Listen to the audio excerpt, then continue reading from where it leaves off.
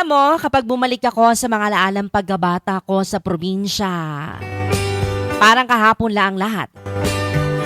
Yung simpleng buhay, yung bang mga bagay dati, Madi, na hindi mo pinapansin pero ngayon, namimiss mo na. Madi, tuwing umaga, gigising ka sa tilaok ng manok at hindi sa alarm clock.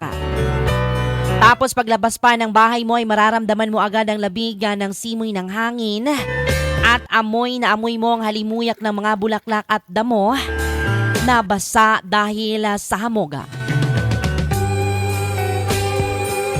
Yung tipong hindi mo na kailangan magmadali. Dati, ibang walang cellphone na hawak-hawakan. Kundi pamalo lang ni nanay kapag late ka ng gumising. Tapos, didiretso ka na lang sa taniman o kaya sa bukid. Yung tipong mag-harvest ka na lang ng prutas o gulay, mga kaibigan. Laging may mga alagang kambing o mga hayop at iba't ibang hayop pa yan. Kaya bago pa man makakain sa agahan ay kailangan mo munang unahin na pakainin ang mga alagang hayop na manok at baboy. Mga Madi, ang saya ng laro namin noon. Simple lang pero sobrang saya. Yung tipong naglalaro lang kami ng tago-taguan sa may damuhan o di kaya gagawa kami ng mga baril-barilan gamit ang mga sanga at puno ng dahon. Di na kailangan ng gadgets noon, mga kaibigan, kasi sapat na ang kalikasan para mag-enjoy ka. Pagdating mo ng hapon, mag-uuwian ng mga tao galing sa bukid at ang mga kapitbahay, Madi, na halos magkakasabay na kaming maghapunan at sabay nang magkwentuhan hanggang sa aabutin ng dilim.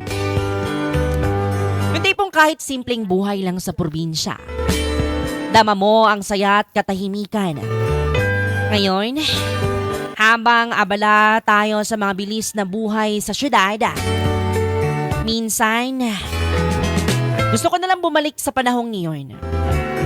Doon dahil simpleng buhay kung saan walang masyadong iniintindi, kundi kung paano ka lang magiging masaya.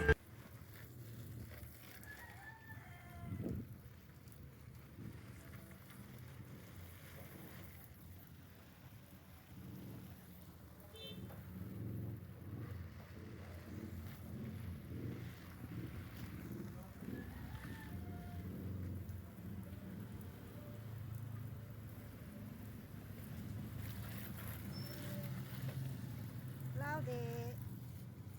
Cloudy.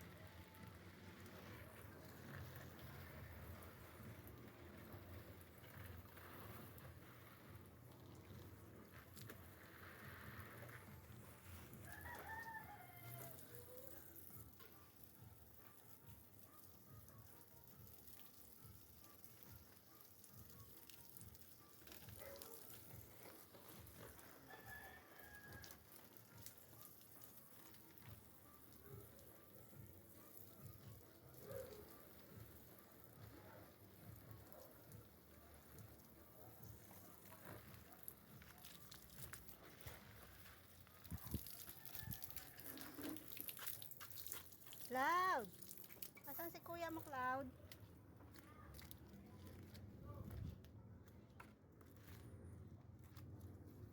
Ha, Cloudy.